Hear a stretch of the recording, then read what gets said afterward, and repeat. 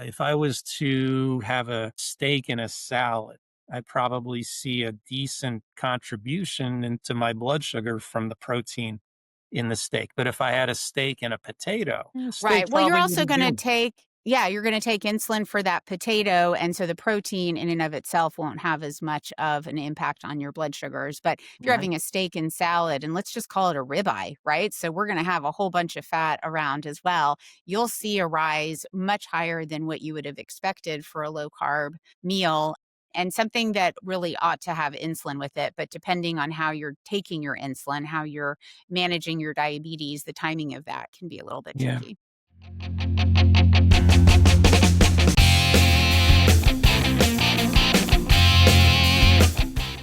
Welcome to Think Like a Pancreas, the podcast, where our goal is to keep you informed, inspired, and a little entertained on all things diabetes. The information contained in this program is based on the experience and opinions of the Integrated Diabetes Services clinical team. Please discuss any changes to your treatment plan with your personal healthcare provider before implementing. Welcome to Think Like a Pancreas, the podcast. I'm your host, Gary Scheiner. Today, we're going to be having an in-depth discussion about the role and impact of protein in the lives of people with diabetes. And I am so delighted to be joined by my colleague and friend, Dana Roseman. Dana is a registered dietitian, certified diabetes care and education specialist, has a master's in public health, among other things. And she is the director of applied technology and research here at Integrated Diabetes Services. Dana, tell the Happy to folks be out there here. a little more about you. A little bit more about me is I am talking to you from Dallas, Texas, with my sweet puppies at my feet today and gearing up for some cooler weather here and ski season eventually. So looking forward to some cooler weather and the sports that go with that. Speaking of Yeah. sports, you'll notice I'm wearing my Eagles green today in celebration of our big victory over the Lions last night. And we play the Cowboys next week. Should be fun. There's not a whole lot to talk about with Dallas sports at the moment. Also, my dear Texas Longhorns did not have a great weekend either. So it's okay. We've got some good times ahead. Always looking ahead. That's the Dallas Yes. motto. So, I mean, you and I have both lived with type 1 for a long time, and we've learned from firsthand experience that carbs are not the only thing that influence our blood sugars or our quality of life or our health. Tell us about the role that protein plays in just being healthy and functioning Yeah. well. As a dietitian, I really hate to put one macronutrient in the discussion. It's really hard just to highlight the use of just protein or just carbs or just fat. Those are the macronutrients. But protein is definitely getting its day in the sun. And I think it's hard to walk down the grocery aisles without seeing something that's fortified with protein. I mean, chips and pasta, things that are traditionally mostly carbohydrates, are getting a lot of fortification and supplementation with protein. So I think it's a great topic for us to touch upon. Protein really touches all systems of our body. I mean, what people mostly think of is muscle building and tissue restoration, but protein has a huge role in immunity, in our immune system. There's a ton of precursors that use protein for mood stabilization, hormones and neurotransmitters. Just the list goes on and on. And oftentimes, I know, especially when I talk with people, they're concerned because maybe their young child doesn't eat enough protein or they don't feel like they're getting enough protein. But the nice thing is, protein is not just in animal products. Protein is actually found in a lot of plant products as well. And so that's definitely something to keep in mind as you walk down those grocery aisles. Yeah. So, what are some of the better sources of protein? Well, it also depends. Again, this is hard to just say one thing fits everybody. And I know, especially in diabetes, we don't want to talk about diabetes management in that way. And the same is for nutrition. And so people have a lot of cultural, religious, or just preferences towards their protein sources. And one don't necessarily mean that it's better than the other. Now, what's important to know for everybody listening is that we have 20 amino acids that really build up the functions in our body that we just talked about. 9 of them are only found in food sources. And so, what that means is our body can't manufacture and make those 9 amino acids. And so, we have to get them from other sources. So, they're called the 9 essential amino acids. And again, the nice thing is that it's not just from one protein source. We can get them from plant sources, we can get them from animal protein, and we can get them from all sorts of sources, legumes, seeds. Animal protein is a complete protein, meaning that your body absorbs all those 9 essential amino acids and you're rock and rolling, you're ready to go. If you have a plant-based diet, you absolutely have to be a little bit more mindful about obtaining those 9 essential amino acids, and we call that complementing your proteins. So they need to be eaten at the same time, and that doesn't apply to everybody, but so many people are trying to do a plant-based approach to their diet these days that it is worth mentioning. I always thought of amino acids kind of like the letters of the alphabet. So if you want to construct proteins, which, as you said, are essential for so many aspects of our health and growth, et cetera, you have to have all the letters of the alphabet. I mean, in this case, there are 20 Yeah, yeah, I different think that's a great letters way to in say the it. Yeah. protein alphabet. And I remember back in college, this was a long time ago, I had a typewriter where you plugged it in, you typed, ping, ping, ping, it would put the letters on the paper. My typewriter, the letter T did not work. So I had to type things without the letter T. And when you're missing the letter T, a lot of words don't turn out quite right. And that's the Absolutely. same with protein. If you're Right. missing certain amino acids, you can't create the proteins properly. So it's very important that all of the different amino acids are included in the diet. So people who get these nutritional supplements with like one or two specific amino Right. acids, Right. it's like getting a whole bag full of letters J and Q. I mean, what can you really do with that? You have to get all of them. Are there any foods that contain all the amino acids that the body needs? Well, like I said, animal proteins are a complete protein, and that includes poultry, that includes dairy, it includes eggs. If you're someone who's not including those in your diet for whatever reason, it does take a little bit more forethought, and you are at risk for some deficiencies. And those can be supplemented with, but definitely needs to be done in an educated way. And I do find that oftentimes it's not something that's really talked about at your endocrinologist's office or at your primary care visit. And speaking with a registered dietitian can always help kind of guide you in a very specific way for them. Sure. So, and then next question, and I kind of know how you're going to answer this, but how much protein should a person be consuming? Well, so there is this thing called the RDA, the recommended daily allowance, and it is specifically telling people, and this is what healthy adults could use to keep a nitrogen balance. So that is all the RDA was really studying. It was how much protein was somebody having, and then how much nitrogen was being secreted out in urine and stool. To me, that's not a great metric for health and for really knowing what your body needs. And so, to answer your question of how much protein does somebody need, the RDA is zero point 0.8 grams per kilogram, which is insufficient, in my opinion, for all of the things that we just talked about. We just talked about muscle repair, muscle growth. We talked about, mood stabilization, healthy immunity. And that zero point 0.8 is just not sufficient. So then the question is, of course, well, Dana, just tell me how much I should be eating. And we're going to need to do a little bit of analysis. Are you a child who has rapid growth? Are you an athlete who's breaking down muscle, you know, consistently and needing to rebuild it? Are you kind of an old lady like me and you're trying to maintain your muscle mass, right? And so, all of those things are really going to impact it. Do you have, concerns about your kidneys? People who do have kidney disease do tend to eat less protein. It's less taxing on their kidneys. But if you don't have kidney disease, there's not a top range of protein that is unhealthy. A lot of times people kind of think that too much of a good thing is a bad thing.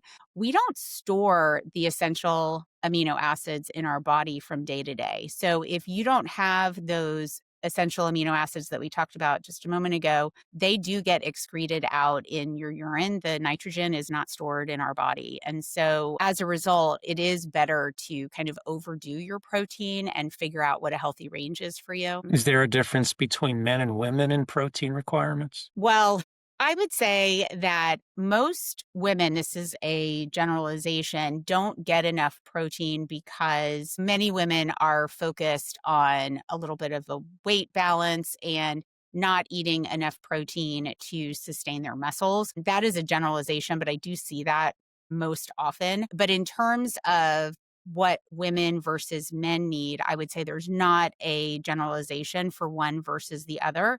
It is weight based. So it sounds like the bigger a person is, the more protein they're going to require. The more Absolutely. active they are, particularly activities that might cause muscular damage, like impact exercises, like running and court sports. And Well, I would what say about strength training weightlifting? also. Weightlifting, Mhm. absolutely.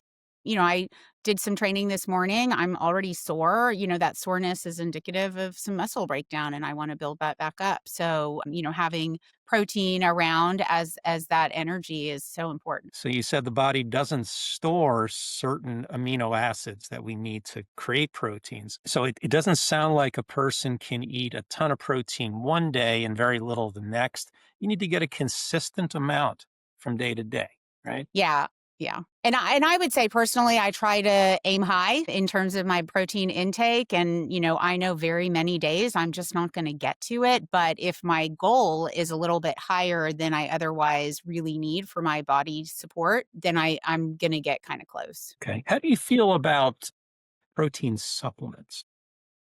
So those again have a wide range. Just recently, there was some information in the news about maybe some of them being contaminated with some unwanted chemicals and products. And so anything that you do on a daily basis that's not whole foods, not the store, but actual foods, we want to make sure are quality products. And again, the supplementation doesn't always mean that it's a whole protein. It can be missing some of the essential amino acids. For example, pea protein is used in a wide variety of supplements, and that is plant based. So, just like we talked about before, it's not a complete protein. Whey protein products really are my go to just because they're a complete protein. And we do know over most research that we've been following for really decades that whey protein really supports muscle building the best. And so that's usually the one that I would recommend folks use. Okay. All right. So And I actually want to say, because a lot of people are lactose intolerant or have, some sensitivity to dairy. And most of those whey protein supplements have taken out any of the molecules that would cause problems for folks like that. let's turn the page a bit and talk a little bit about diabetes and protein, some of the specific interaction that takes place.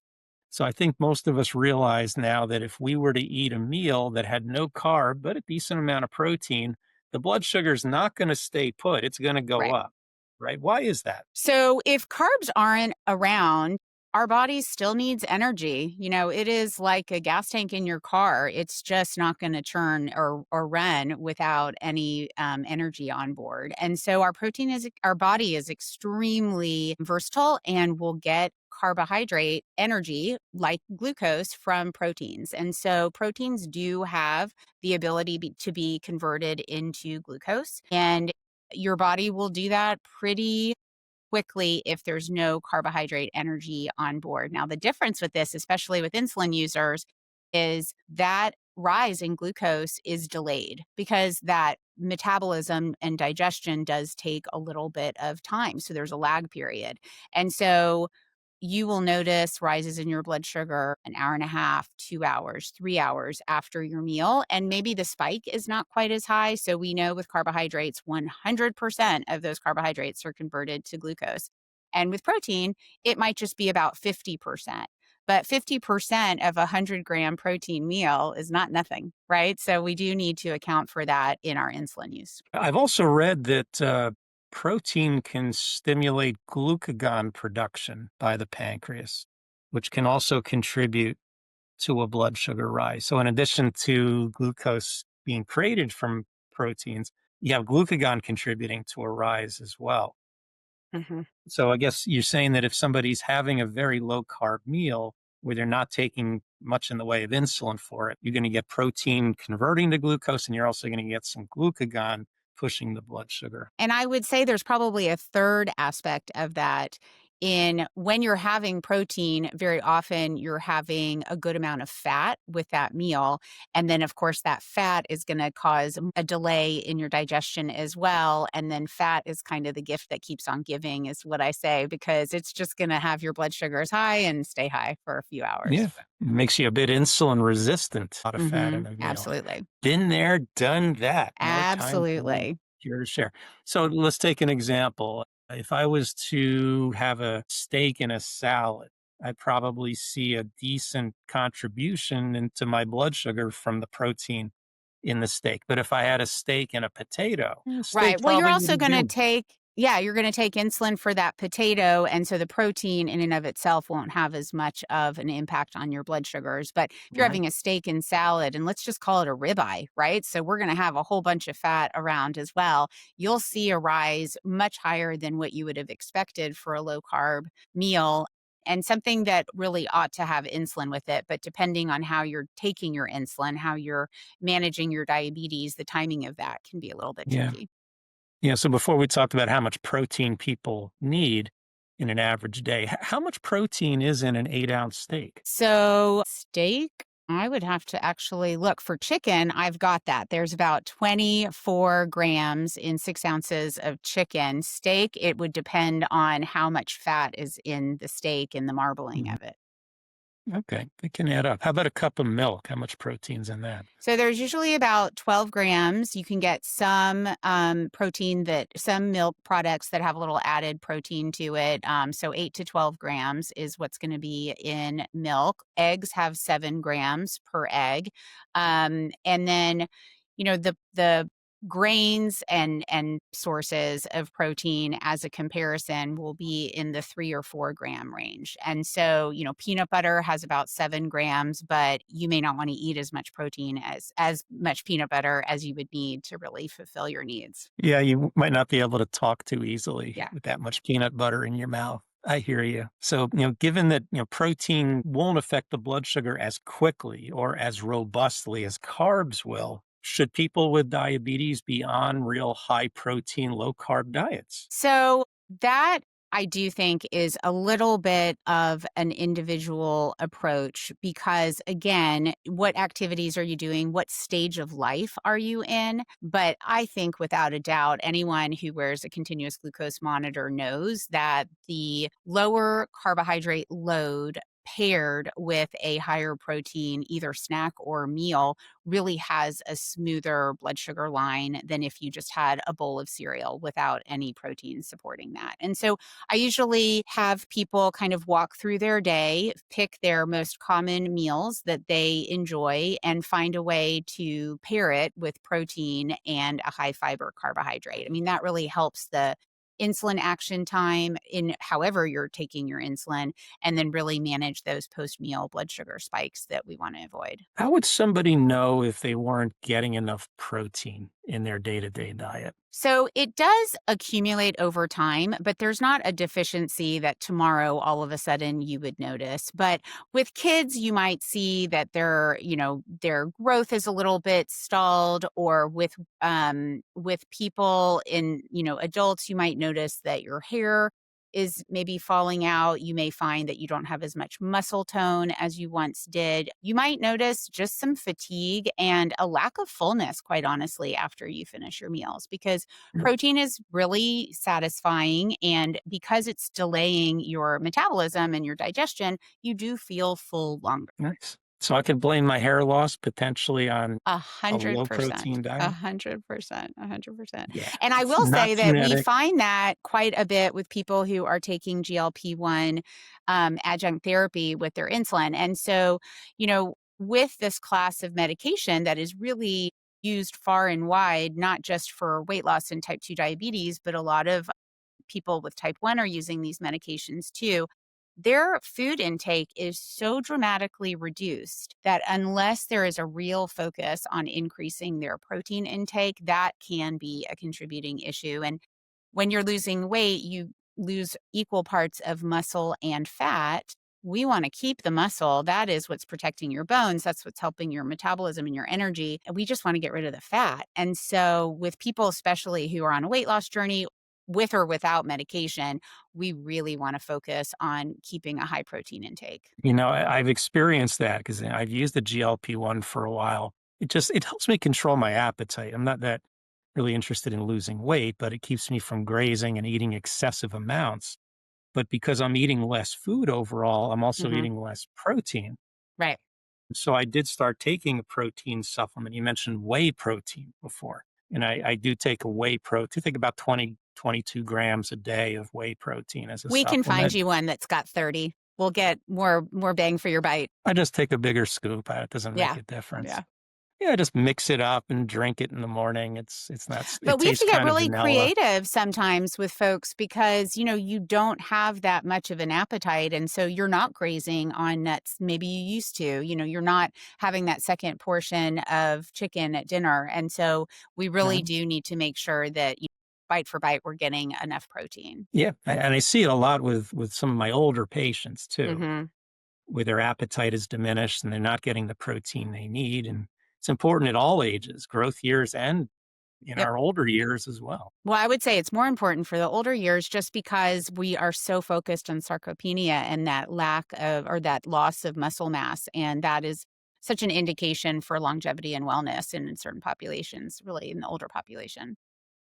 Well, thinking it to the other extreme, is there any harm in consuming enormous amounts of protein? A calorie is a calorie and proteins have calories. And so we do want to assume that everything we just talked about has a balance of calories and that you're not over storing because, again, we don't store those amino acids. And so what happens is we're going to store the excess calories of protein into fat and gain weight. And we're going to lose the nitrogen part of that protein that is really part of the amino acid that we need. And so there is a balance. Okay. And you touched a little bit on the kidneys and their role in protein excretion. Can consuming more protein than I need, is that going to be harmful to my kidneys? So in a healthy adult, and I would just start with that we're not taxing the kidneys as a healthy adult by increasing our protein, but if kidney disease exists, then there is going to be a focus on reducing the allotted protein intake. But surprisingly, it's not much different from that RDA that we talked about earlier. It's just a little bit less, which I think just proves the point that the RDA is really insufficient for most healthy adults. Okay. And you also mentioned the caloric content. A gram of protein and a gram of carbohydrate have the same number of calories. So people think, well, I can just cut the carbs and lose weight. It's not true because if you consume too much protein, that's going to add weight also, right? Yeah, it is. There is a little bit of what we call thermodynamic activity with the protein, and that your body has to work a little bit harder to digest it. Carbs we absorb and we're happy to have them, right? They're just like easy energy. We have to work a little bit harder to access the energy from protein. And so it can be a huge help for weight loss just because it is fulfilling and satisfying. And then, there is a small component of our metabolism that has to work. Okay, good. Hey, I learned a lot today. You have any last words of advice about protein and diabetes for our audience? Well, I do think that it can be hard for people who don't enjoy eating protein. And there are a lot of ways to get creative and perhaps some sources of protein that are unexpected. Edamame or soy products can be really nice protein options for folks. If you don't eat fish, if you don't eat animal proteins, it's not impossible to get your complete protein. But like I said, it is worth getting a little bit of education on how to complete a protein and maybe some additional supplements as well. Now, here in Philly, we do like Rocky. We just drink 5 raw eggs in the morning and then head Oh off boy. to enjoy our day. My That's our husband just thing. found out he was allergic to eggs and it has rocked our world. That's tough because all the baked goods, everything that's got a little bit of Oh egg yeah, in it. it's been really challenging even with my background. It's been really challenging. Yeah. Okay. Well, let me just try to summarize some of the key things you mentioned. I mean, protein is a very important nutrient. It's necessary for the enzymes that our body uses for inducing chemical reactions. It keeps our immune system healthy, our nervous system healthy. We need it for body repair and growth and structure, everything from bones to blood cells. We need protein for structural purposes. And our needs can vary. based on our size and how active we are. I guess as a general rule, is should be looking to take your weight in pounds, cut it in half, and you should probably be having close to that many grams a Oh, day. I would say much more actually. So your weight in pounds divided by 2 is kilograms. And if the RDA is zero point 0.8, I would say we really want to go to 1, 2, if not a little bit more. Again, depending on where you are in your activity and life cycle. Okay. All right. So again, if somebody weighs 150 pounds, they should be looking to have at least 75 grams, not a Yeah. little bit more on Yeah. a daily basis. From a blood sugar standpoint, protein can contribute and does contribute to blood sugar rises, particularly when we're not eating carbs along with it, in which case we may have to dose for the protein grams. So if you think you're going to save yourself the trouble of having to dose insulin for protein meals, it's not true. You're going to need to probably take some insulin. I find with these automated insulin delivery systems, some of them are robust enough to handle a modest protein load. Right. A gradual rise, it'll give you enough extra insulin to deal with it, but not all of them do. But what I would also say is that if you're having kind of a trickier food, let's go back to cereal. That just seems to be something that people really have a hard time, getting a pre-bolus for and the timing of the insulin.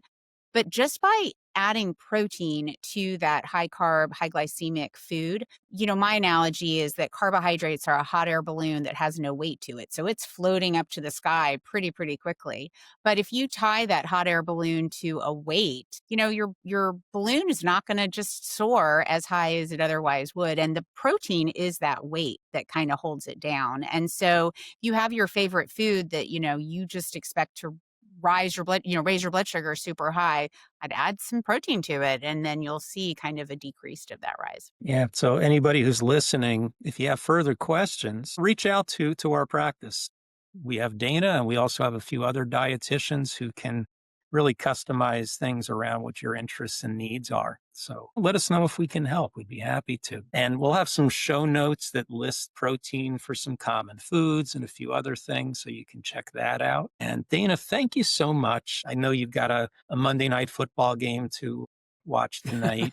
I'd like to say I wish you good luck, but I'm a Philadelphian and I just can't. I hear you. Yeah, you guys just wouldn't give that ever. No, I can't do that. I just tell people I root for two teams every Sunday. Root for my Eagles and whoever's playing the Cowboys. And someday you'll get over that, Gary. I'm sorry. Thank you for joining. And to everyone out there, I'm Gary Scheiner, reminding you all to keep thinking like a pancreas. Thanks for tuning in to Think Like a Pancreas, the podcast. If you enjoyed today's episode, don't forget to like, follow, or subscribe on your favorite podcast app. Think Like a Pancreas, the podcast is brought to you by Integrated Diabetes Services, where experience meets expertise, passion meets compassion, and diabetes care is personal because we live it too. Our team of clinicians, all living with type 1 diabetes, understands the challenges firsthand. We're here to help no matter where you are in the world. From glucose management to self-care strategies, the latest tech, sports and exercise, weight loss, type 1 pregnancy, and emotional well-being, we've got you covered.